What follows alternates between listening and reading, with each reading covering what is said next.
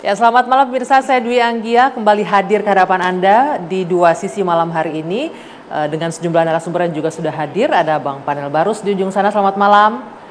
Ada Bung Andre Rosiade dari Politisi Gerindra, selamat malam. Boleh gunakan mikrofonnya Bapak-Bapak ya, ada Bang Andreas Hugo Pereira. PD Perjuangan, selamat malam. Bang Ray Rangkuti, selamat malam. Ini malam ini yang paling sumringah senyumnya Bang Andreas ini, udah jelas ya. Dan juga selamat malam untuk teman-teman adik-adik dari IBN dan juga UIN. Sarif Hidayatullah, tutup tangan dulu. Oke, pemirsa, kalau kita lihat hari ini 19 Oktober genderang musik atau genderang Pilpres 2024 sudah dimulai. Ini ditandai dengan mendaftarnya dua pasangan capres dan cawapres. Ada Anies Baswedan dan Muhaimin Iskandar, kemudian Ganjar Pranowo dan Pak Mahfud MD. Nah, yang ditunggu-tunggu ini Prabowo Subianto masih belum menentukan siapa calon wakil presidennya. Bahkan ini digadang-gadang Pak Prabowo akan maju bersama putra presiden Gibran Rakabuming Raka. Apalagi setelah adanya putusan MK yang memperbolehkan syaratnya adalah pernah menjadi kepala daerah. Nah, ini jadi pertanyaan besar, tapi kalaupun memang demikian, kenapa terkesan lama sekali Pak Prabowo menyampaikan atau mengumumkan calon wakil presidennya? Ini akan kita bahas malam hari ini di dua sisi.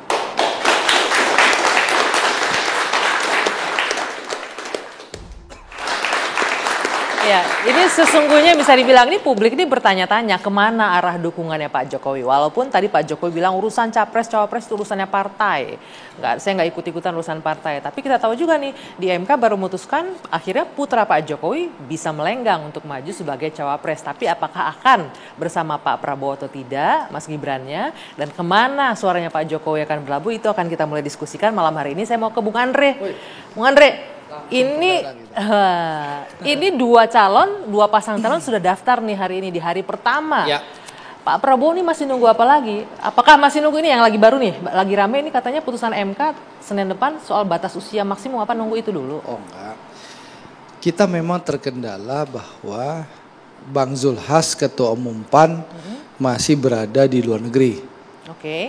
Jadi mekanisme Koalisi Indonesia Maju ini bahwasanya keputusan cawapres Pak Prabowo itu kita sepakati dengan cara musyawarah untuk mufakat Pak Prabowo bersama ketua umum partai-partai yang ada di Koalisi Indonesia Maju dalam forum ketua umum. Nah, saat ini kebetulan Bang Zulhas ketua umum PAN lagi tugas negara di luar negeri mendampingi kunjungan kenegaraan Presiden Jokowi. Nah, diprediksi Bang Zulhas itu pulang hari Jumat siang besok. Insya Allah segera kita akan rapat, akan laksanakan forum ketua umum, nanti akan diputuskan siapa yang akan menjadi cawapres Pak Prabowo. Namanya saya belum tahu. Tapi yang jelas Presiden Prabowo Subianto dan siapapun cawapres yang nanti akan diumumkan merupakan keberlanjutan dari pemerintah Pak Jokowi sebelumnya. Oke, tapi kan kita tahu nih putusan MK kemarin bahkan itu rame loh di publik. Katanya ini digadang-gadang untuk ngasih karpet merah nih untuk Gibran biar bisa maju jadi pasangannya Pak Prabowo nih, kita dengar kemarin ini. Dan kemudian tanggal 23 Oktober nanti ini batas usia maksimum capres 70 tahun nih.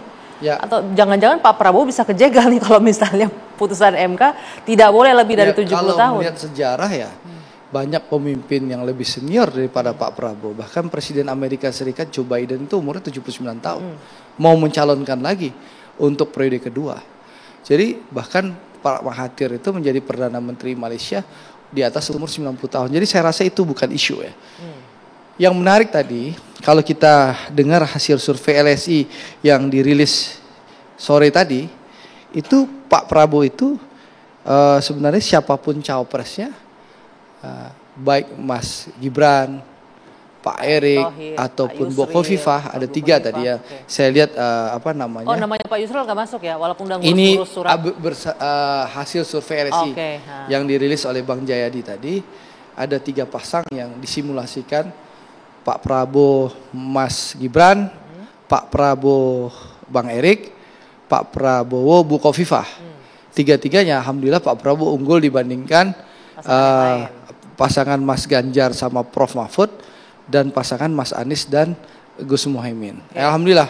Bahkan tadi rilis survei itu head to head Pak Prabowo dengan Mas Ganjar hampir 11%. Ya alhamdulillah itu kita patut syukuri, menunjukkan bahwa dukungan rakyat bersama Pak Prabowo meskipun difitnah dan terus dihajar hoaxnya. Nah, bicara cawapres ini Anggi, karena lupa kita nama Anggi nih. Insya Allah waktu itu masih panjang Anggi. Penutupan pendaftaran ke KPU itu tanggal 25 hari Rabu. Betul. Jadi masih ada hari ini Kamis, masih ada 6 hari lagi. Jadi, tapi masalah ini beredar di masyarakat, apalagi namanya Gibran kan sudah muncul digadang-gadang dan PDIP bahkan sudah jelas nih wakilnya siapa. Artinya Gibran sebagai kader PDIP itu mungkin udah ditawarin juga di tempat-tempat lain. Kita dengar juga Gibran akan digolkarkan dalam tanda kutip gitu. Artinya apakah memang menguat ke satu nama ini? Apalagi Pak Muzani juga ngomong nih, pakai pantun-pantunnya bawa-bawa stasiun balapan, terus anak muda segala macam. Apakah itu keywordnya ke anak muda adalah Gibran gitu? Publik itu butuh kepastian biar cepat memutuskan. Kemarin itu Bang Muzani, sekjen saya itu membacakan pantun tuh kalau lihat TV ada Androsnya deh nengok pantunnya. Dan saya punya pantunnya.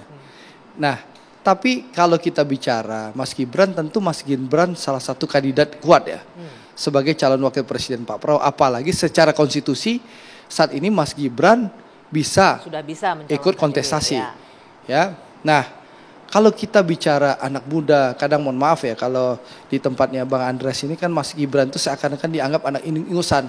Itu sering disampaikan oleh Bang Pandana Baban di berbagai forum kesempatan. Padahal kalau kita baca data Anggi, banyak presiden dan perdana menteri di dunia ini yang dilantik di bawah umur 40 tahun. Saya bacakan berapa orang ya. Tadi presiden yang senior juga banyak, sekarang senior presiden muda juga banyak. Ya ini kita bicara fakta. Iya betul-betul. Misalnya Perdana Menteri Selandia Baru, Jacinda Ardern, itu dilantik umur 37 tahun. Ya. Perdana Menteri Rusia, Sergei Kirienko itu dilantik umur 35. Ya. Perdana Menteri Ukraina, Oleksiy Honcharuk itu umur 35. Bahkan berapa hari yang lalu itu Presiden Ekuador baru terpilih itu umurnya 35. Jadi banyak sekali pemimpin negara ini yang berusia muda. Jadi saya mungkin nggak sepakat dengan pernyataan temannya Bang Andreas yang selalu menyatakan Mas Gibran tuh anak ingusan ya. Bagi kami Mas Gibran tuh masa depan. Saya rasa anak-anak muda mahasiswa ini sepakat bahwa sudah saatnya ya anak muda bisa menjadi subjek, bukan lagi sebagai objek yang dipakai untuk mencari suara. Gitu loh. Apalagi di dunia ini banyak anak muda yang sudah terbukti, teruji menjadi pemimpin di berbagai negara. Jangan kita anti anak muda dong, gitu loh. Nah, sehingga saya ingin sampaikan, Mas Gibran tentu kandidat kuat menjadi calon wakil presiden Pak Prabowo bersama nama-nama yang lain. Ya, gimana kalau Mas Gibran kandidat kuat, statusnya di PDIP seperti apa Bang Andreas? Nanti kita jawab ya. Kita jeda dulu sejenak. Dua Sisi akan kembali sesaat lagi.